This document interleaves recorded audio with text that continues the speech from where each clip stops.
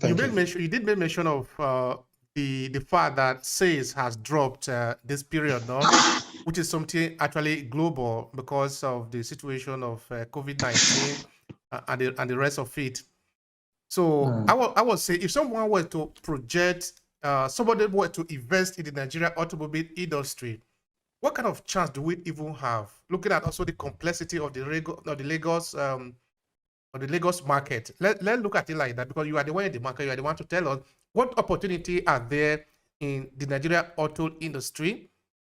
Looking at Lagos as an example. Wow, enormous, enormous. There are a lot of opportunities in the automobile industry, particularly in Lagos. Hello and welcome to Obehi Podcast. I'm your host, Obehi A14, and I strongly believe that everyone has a story to share. Now let's get started into this episode.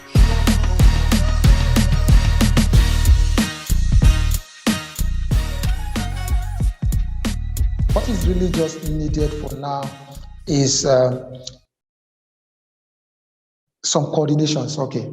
So what is needed for now is just little coordinations. There are a lot of opportunities in the automobile industry in Lagos, in Nigeria, particularly in Lagos. We actually have a lot of people doing very well. For new investors, of course, the sky is the limit. All through every looks and cranny of Lagos, you see service centers here and there. You see spare parts dealers doing their own business. So we have a very huge market in Lagos when it comes to automobiles, and we are doing very well. Now, in terms of the cars that are coming in, because I understand that, okay, probably we might not need to go there, but of course, if you choose to, it's fine because it's part of the automobile industry. In terms of the Nigeria automobile industry, I'm talking of the locally made, whether assembled or fully made. Of course, cars really are not fully made in any particular country because car is a component made up of thousands of different things inside. So you just are not expert in all of them. You must need something from somewhere, whether it's the tire, whether it's the mechanic, whether it's the electronics, whether it's the sewing, the packing, the painting. So we all need one another to be able to do it at the end of the day. So in terms of the cars that are entering into Nigeria, which really are these cars that we have today that run in the Nigerian road? Which are the dominant in the market? Tell us about that. When you talk about the dominant in the market, you are talking about Toyota. You are talking about Toyota. Yeah. All right. So tell us more about that. Is Toyota is dominant in what sense? Because they are the numerous, or tell us something. Give us some figures. Okay. Currently in the streets of Lagos, even before now, you see before you the count of 2 or 3 other brands of cars. You count like 10 Toyotas. And basically because they have also factored out the road network of Nigeria, particularly Lagos or Africa, so to speak, into their system. So they have this rugged, their vehicles are made to actually accommodate to tough areas like. So just tell us what you want. Toyota is giving that. I can assure you that. And so far, so good. Considering the roughness of some areas in Lagos, the only vehicle, so to speak, of which even when you Google it, you see it, it is Toyota that has been able to meet up with it. At least with your regular maintenance, you can go 16 to 20 years using Toyota comfortably, regardless of how interior of how bad the road is. So they considered the roughness of your area, and they made their vehicles with standard. Aside from that, they made their parts very much accessible and available, and they have dealers. They've shown strength, and they are still showing the strength, and that is why they are the major in the market of automobiles in Lagos and Nigeria, particularly in Africa. All right. Now, what about the cost in terms of in comparison to other model in Nigeria? Because we also have the BMW, we have the General Motors. Of course, all of them are interested in the African market because African market is relatively young. In fact, it's very vibrant at its way, no? Because the road are not there yet. So Africa is actually the future in terms of global market, whether you're talking of Markets, technology, automobile, automobiles. infotech, all of them. So tell me, in terms of the cost, in terms of the money, how is Toyota compared to other companies that are supply cars to Nigeria? Well, with due respect, they are doing very well. I don't want to mention names, but Toyota, I think I give it to them because they've actually factored in a lot of things. It is reasonably pocket friendly. The spare parts are equally pocket friendly. It now depends on what you want. You make your choice, and if you want it all rosy and what is it called? Luxury. If you want the complete luxurious Toyota vehicle, you know the type you go in for. But if you also want the all-round rugged Toyota vehicle, you know what you're going for. Good of you. So all of these Toyota had put in place to ensure that whatever is your taste, your class, your pocket size, Toyota is available for you. All right. Now let's look at the Nigerian terrain a little bit now. In that Okay. we, at the end of the day, we are looking for a situation where the cars that are made in Nigeria should be ambiented in Nigeria, in that it should be according to the temperature, according to the climate, according to the road, to the rigidity of the Nigerian system, that it should be able to survive the reality of the Nigerian situation, the road, of course, included.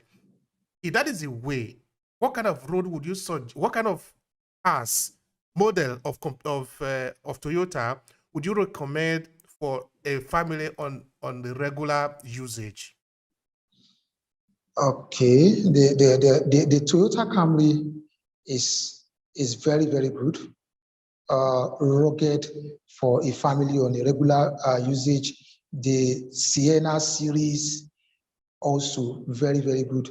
And it's a little tough for me to segregate. I can tell you this, it's a little tough for me. It is just that whatever you want, Toyota, even in the luxurious high class levels of Toyota, in it is still built to handle whatever the situation of the road, the climate, or whatever the things you have mentioned.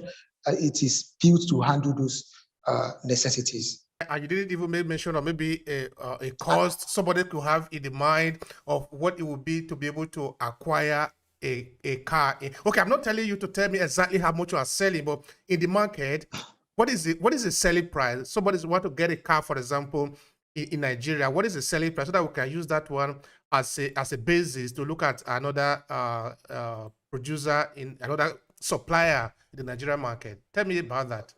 Okay, selling price is relative. Selling price is relative. It all depends on how you are able to get your own vehicles, the cost, the overhead cost, and the likes.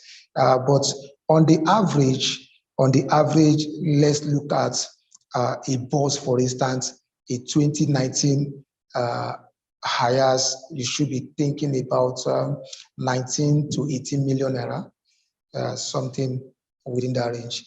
And like again, I will still go back to what I said initially, that price is relative. I wouldn't want to say something that will be quoted here, but the truth is price is relative, and whatever is your own size per time, you can always get from Toyota. All right, thank you for that. Yeah, I know the price is relative. That is true. You are a sales expert, you know. So you are basically speaking from your angle, which is correct. There is no price that is just it, you know. All right, now on the question of the pricing, that is really very important. I remember recently, actually, it was last month, we talked about pricing in Nigeria. So because there is a program that I follow with a university lecturer there in Nigeria on the issue of food. But food for us is very important in the food security, food distribution, and the sales is very important for us. So you were saying that somebody called you in the night or in the day or whatever, there is a kind of a standard for which you are selling. I don't know if you want to Yes. tell me something more about that relating to the pricing in the market, relating to how do you determine what is actually the fair price in a way that the Okay. consumer is not cheated. Tell me about that. Okay. Before a consumer will walk up to you that he wants to get a car, definitely he has a broad knowledge of what it takes, or probably might have even got it to some few places. For now, one basic determinant is the forest. So when there are imbalances or inconsistencies in our forest exchange and the likes, it affects prices. But we are saying when all things being equal, there is no basis to take advantage of the next person because there is allocation. I'm comparing it with your analysis in those from where you're coming from, hospitality, the